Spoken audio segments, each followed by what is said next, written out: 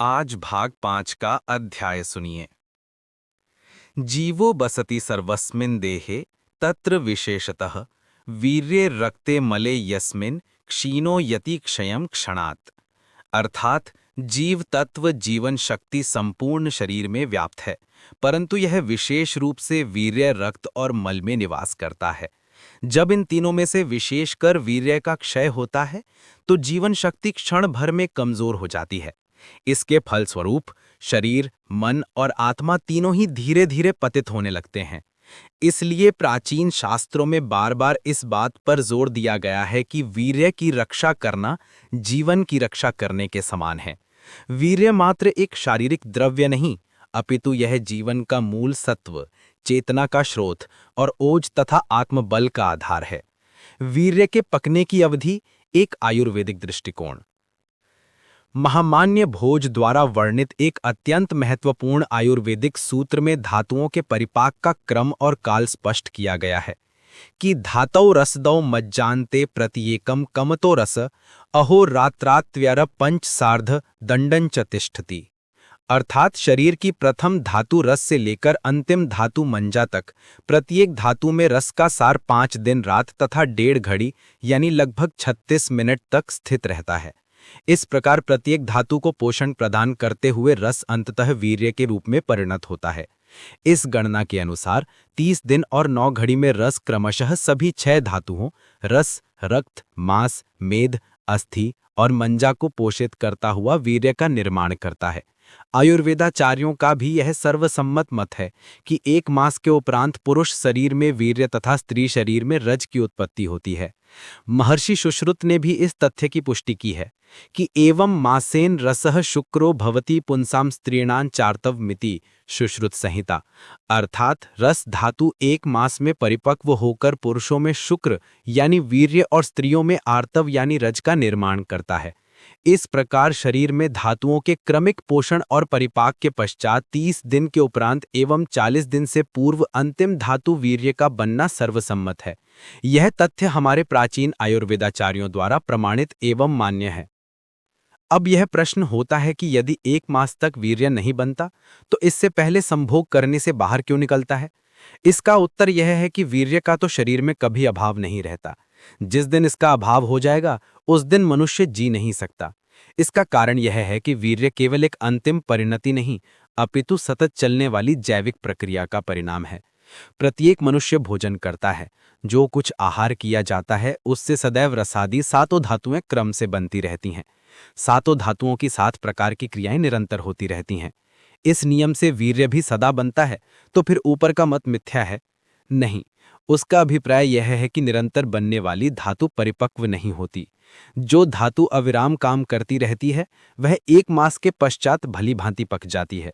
1 मास के पश्चात मनुष्य का वीर्य और स्त्री का रज भी सर्वांगों को पुष्ट करता हुआ उच्च अवस्था को पहुंच जाता है। 1 मास से पहले मैथुन का निषेध क्यों किया गया है?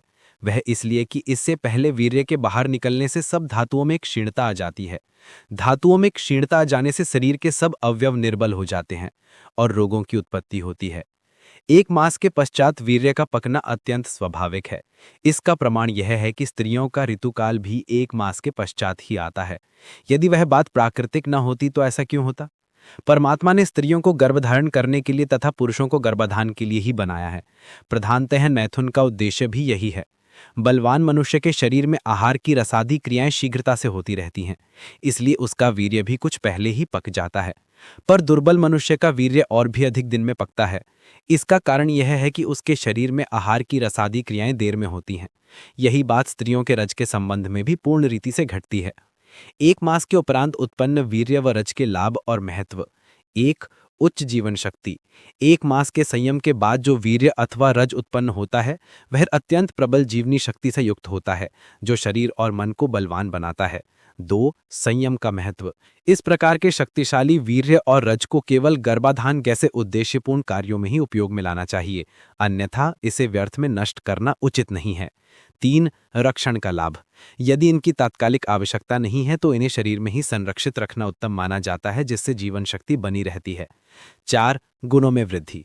इस अमूल्य वीर्य और रज के प्रभाव से व्यक्ति की कांति, आयु, शारीरिक व मानसिक शक्ति, बुद्धि, क्षमा, सहनशीलता, प्रेम भाव, तेजस्विता और विनम्रता में वृद्धि होती है। 5. ब्रह्मचर्य का चमत्कार। यदि कोई व्यक्ति 1 वर्ष तक ब्रह्मचर्य का पालन करता है तो उसके शरीर में अपार मात्रा में वीर्य संचित हो जाता है, जिससे वह असाधारण कार्यों को भी करने में सक्षम हो जाता है। वीर्य का स्थान और परिमाण।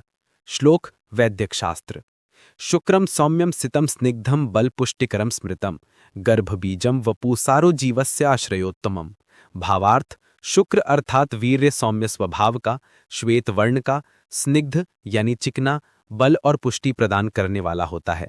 यह गर्भ का बीज, शरीर का सार तत्व और जीवन का सर्वोत्तम आश्रय माना गया है। वीर्य को प्राचीन वैद्यक शास्त्रों में जीवन की मूल ऊर्जा माना गया है। यह न केवल संतति का बीज है, बल्कि पूरे शरीर का सार तत्व और जीवनी शक्ति का प्रमुख स्रोत भी है। इसके गुणों में सौम्यता, श्वेतता, चिकनाहट, बलवर्धकता और पोषण देने की क्षमता विशेष रूप से मानी गई है। वर्तमान समय में वीर्य के स्थान और उसकी मात्रा को लेकर अनेक भ्रांतियां फैल गई हैं। इस कारण अनेक लोग मानसिक भ्रम और चिंता का शिकार हो जाते हैं। अतः यहाँ महर्षियों द्वारा वर्णित तथ्यों के आधार पर इन भ्रांतियों का निराकरण प्रस्तुत कर रहे हैं, जिससे सत्य का बोध हो और आत्मविश्वास बना रहे। अतः शास्त्रों के अनुसार वीर्य संपूर्ण शरीर के पोषक धातुओं का सार है और यह मूलतः श्रोणि यानी पैल्विक क्षेत्र में स्थित होता है।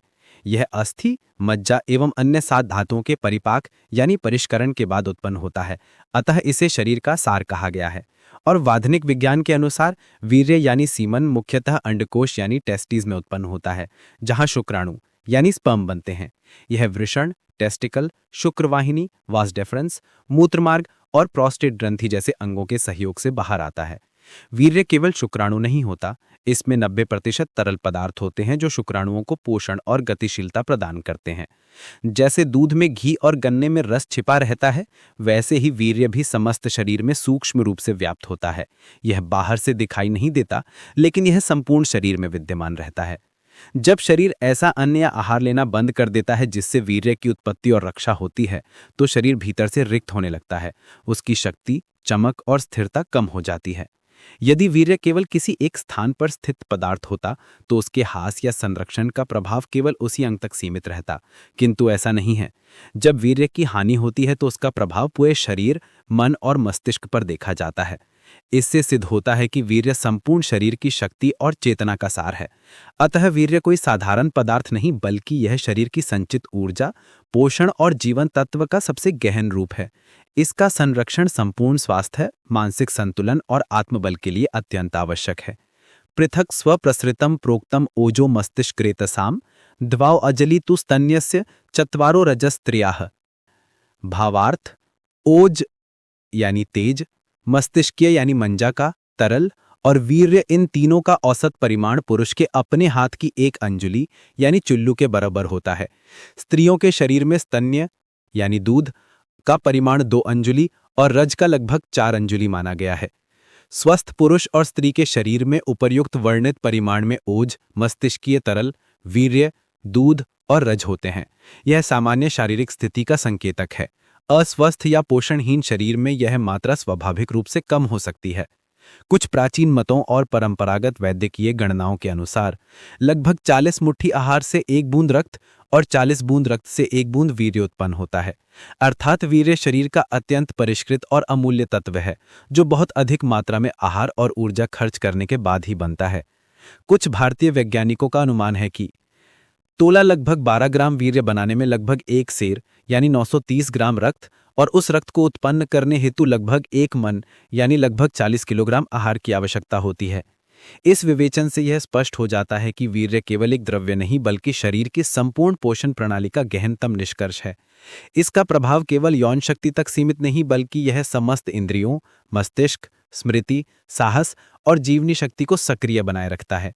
जिस वीर्य को शरीर इतनी लंबी प्रक्रिया से, अथक प्रयास से बनाता है, यदि उसे अनावश्यक, असंयमित या अज्ञानवश नष्ट कर दिया जाए तो इससे बड़ा दुर्भाग्य और मूर्खता क्या हो सकती है। अतः जो लोग अपनी रक्षा चाहते हैं वे सावधान होकर मन, वचन, कर्म से अपने वीर्य की रक्षा करें। वीर्य का परिमाण। आयुर्वेदिक मान्यता।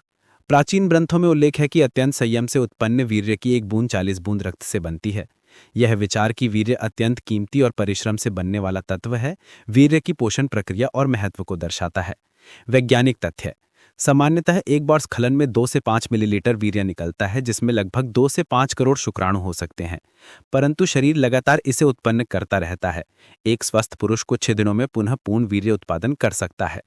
इसका यह अर्थ नहीं है कि वीर्य की हानि घातक है, लेकिन अत्यधिक या अनियमित स्खलन शारीरिक व मानसिक थकान उत्पन्न कर सकता है। वीर्य का वैज्ञानिक महत्व। वीर्य में केवल संतान उत्पत्ति की क्षमता ही नहीं है, बल्कि इसमें कई प्रकार के एंजाइम, प्रोटीन, विटामिन और खनिज होते हैं। यह पुरुष हार्मोन टेस्टोस्टेरॉन से भी जुड़ा होता है, जो यौन शक्ति, मांसपेशियों की वृद्धि, हड्डियों की मजबूती और मानसिक ऊर्जा के लिए आवश्यक है। अतः आयुर्वेद और आधुनिक विज्ञान दोनों ही वीर्य को शरीर का एक महत्वपूर्ण तत्व मानते हैं। इसके संरक्षण से न केवल यौन स्वास्थ्य, बल्कि मानसिक स्थिरता, स्मरण शक्ति और आत्मबल में भी वृद्धि होती है।